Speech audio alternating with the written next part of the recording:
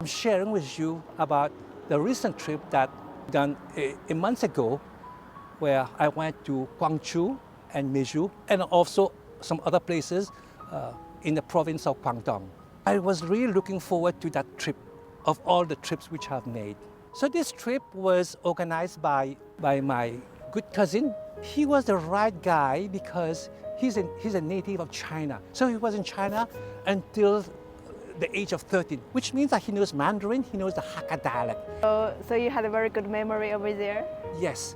My parents both are from Meizhou. So that was the main interest of us focusing that trip on Meizhou. I mean, we went to Guangzhou, we went to Shenzhen, we went to Hong Kong, Macau, but in Meizhou, I did have a kind of a reason. Attachment. Explain to you that my parents are from Meizhou. So this trip really gives me the chance to see where my parents are from, the source. Because when we were small, we heard so many stories from my parents about tales from faraway Meizhou. But then it almost sounds like a fairy tale. But now it's my chance really to see it firsthand, because I am now going back to source, and I'm now going to learn more about my identity. Because growing up in Mauritius, when you're so far away from the mainstream, you can only get fragments of what it means to be a Chinese, the Chinese culture, the Chinese philosophy. It's almost like non-existent. Whatever we learn, we just learn it from our parents. I would say that it is rather limited, but now I'm at source. And what I like to say that is, when I walk in the streets of Meizhou, I'm really pleased with myself, because for the first time, I hear a lot of Chinese around me. Remember, in Mauritius, the Chinese is just 3% of the population. So here I am among my own kind. I put my knowledge of the Hakka, my 50-year-old knowledge of the Hakka, to good use. So I tried to speak to see whether I could communicate and whether I could understand. I must say that about 80% comprehension. When I went back, now I'm seeing that, oh my God, I have all these relatives. Some I know that I have, but never having met them. And some of them I'm meeting them for the first time. It's quite amazing that you really have a world, that you're not alone. You're not just like 5 of us in Mauritius. We have as an extended family. The fact that we have WeChat is going to help, I'm hoping, cement that connection. Good wishes say during the New Year, for example. Whereas before, no, I don't know they exist and they don't know. It's mutual. I want to share with you a couple of things which are really personal to me. So we went back with my cousin, with some of the relatives from back in Meizhou. We went to pray at the ancestral tomb of my grandparents. Can you imagine? From Mauritius, I only could learn from my parents that, oh, we have a grandparent and they passed away. But here I am at their place. So this is something which has happened maybe, I don't know, so many decades back. So the incense, the ceremony, it's quite moving, because the cemetery is like in a hill overlooking. In the far away you could see Meizhou. Okay. The other thing which really touched me was them showing me to the ancestral home. Like, for example, I'm a Hao. So I managed to see the old Hao clan ancestral home. That is from my dad's side. Similarly, I managed to see the ancestral home from my mom's side. She's a Tan, Xiang Tan. I will note that they are not in the best of condition, and some of the houses have been partially renovated. So this is what touches me, the personal part. You know, to go to the cemetery, to go to the ancestral home, is because it was really true that they were there, say, 100 years back. I was a child, I keep hearing the Meizhou River. So I see the Meizhou River, you know, around Meizhou, and the many bridges. I saw some of the old part of Meizhou. It's like the old town. What I think complements that part, the thing which is very personal, I need to share with you 2 places where I have been, and I'm so happy that I went. The first place which I went is called Songkou town or port. It's not near Meizhou, it's about 40 kilometers. So we really have to to find a cab, a Chinese Uber to go there. Okay. Songkou Port is a very important place for my parents and for all the Hakka who left Meizhou, because first it is a very old port, like 1,000 years. So there's history in it. It is at the southern part of the Meizhou basin. So it's surrounded by rivers and hills. So I saw the place where, say, all the Hakka living Meizhou for the islands in the Indian Ocean or to Southeast Asia, they have to go to that place. So you could well imagine, you just have to close your eyes and then probably know what was happening. Because for those folks leaving China, they don't know when they're going to come back. Sometimes it's a bit like a kind of one-way street. You're just going to try to make a living to go in someplace elsewhere. All over the world. Now we're leaving, but we don't know when we're going to come back. Yeah. That's the first place or the last place in China before they immigrate. Really, this port has been, a lot of the Hakka have been going to that port to go to other parts of the world. So to go to countries in Southeast Asia or even to Cuba, to Jamaica. I now understand that the Hakka, they came from central China and the two dynasties, and then they keep coming down. A lot of them settled in Meizhou. The other thing which I want to share is I went to the Hakka Museum in Meizhou. And that's an amazing place because you can't see everything nowadays, but at least in the museum you could see, it tells you about the story, the culture, how the Hakka people live, the folklore.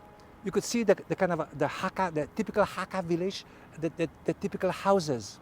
Painting is like a tapestry. So at least when you go there, you have to use a bit of your imagination, but it tells you, it points to a vivid picture. I've been to many parts of the world. So of all the trips which I've made, I think I'm going to take this one as being the most significant for me, because I say that being born in Mauritius, studying in England, working in Canada, and now back to Meizhou, this is where it all started. So to me, it's like a full circle. I've accomplished my personal goal. It only means something to me. Now, looking back, I wish that after university, I could have spent, I don't know, maybe 6 months in China, studying more about Chinese culture, philosophy, all the things which is missing. Or I should have tried to learn Mandarin from my university friends, but it's too late. When you were young, is your parents encouraging you to learn Chinese? I think I have to give you a pragmatic answer.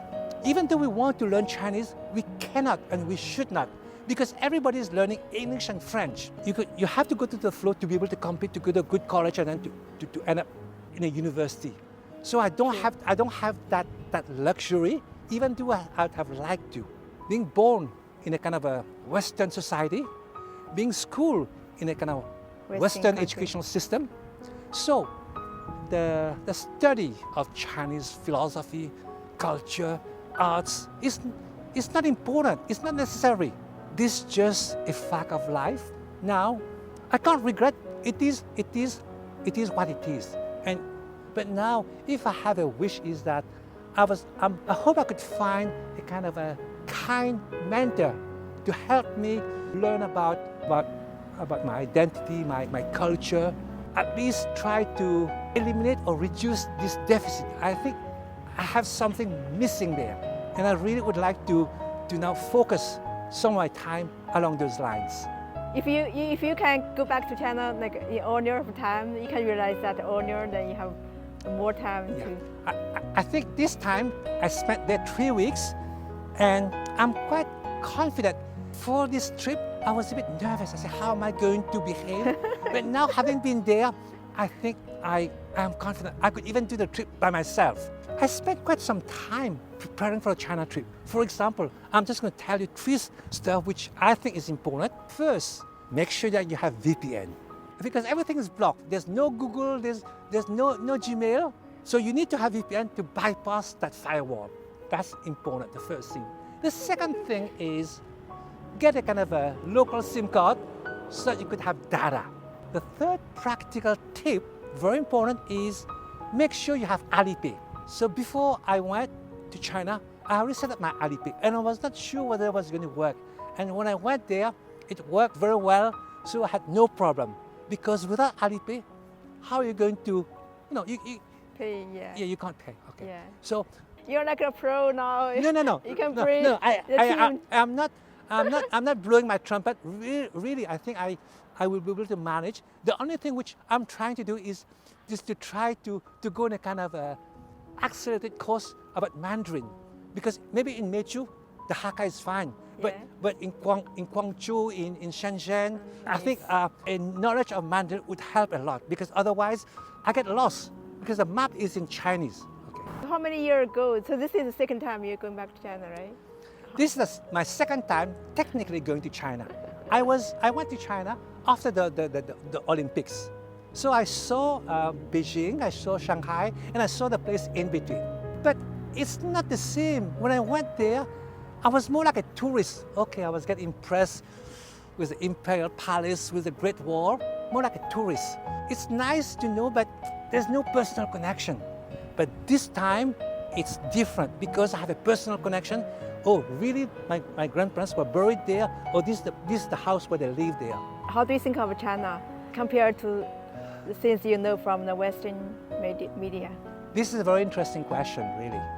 Because from the Western media, you always hear that China, there's this bias in the media, almost like a China bashing, because they don't want to portray China is doing very well. Just look at recently, China sent a kind of a probe on the other side of the moon, and they came back with all the samples, which the US haven't done that. So China is very advanced, and I was very pleased when I went there to see with my own eyes. I was amazed. Like, for example, the high-speed train, that network is amazing, that you could connect cities which are a couple of 100 kilometers, you could do it in a couple of hours. The best part was that traveling in China is relatively cheap. So I was impressed with the infrastructure. For example, to go from Macau to Hong Kong, we used that latest bridge, which was just opened like 5 or 6 years ago. And before going, I wanted to make sure that we were going to go that, because it is an engineering marvel. So the bus would go along the bridge for, 40 minutes. From Hong Kong to Macau to Hong Kong? 40 minutes? For 40 minutes. Oh, wow. So can you imagine the bridge? And here we have the Confederation Bridge. I think you could cross that in a couple of minutes, but that's 40 minutes. Okay. In terms of the metro station, amazing, really huge.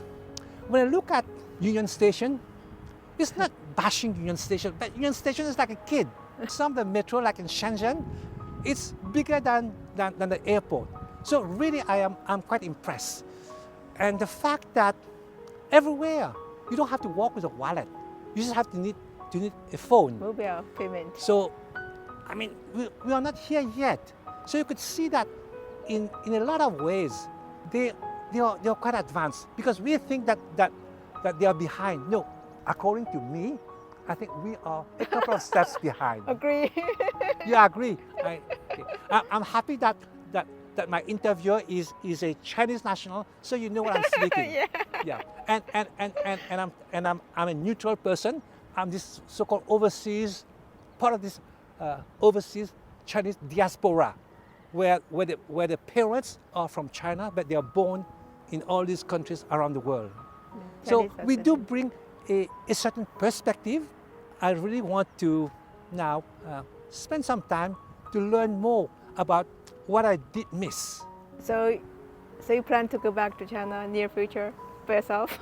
I would love to go back to China. So really, I'm planning maybe next year to go back. Wintertime, I think wintertime will be good. I just have to make sure that I go at a time where it's best for traveling.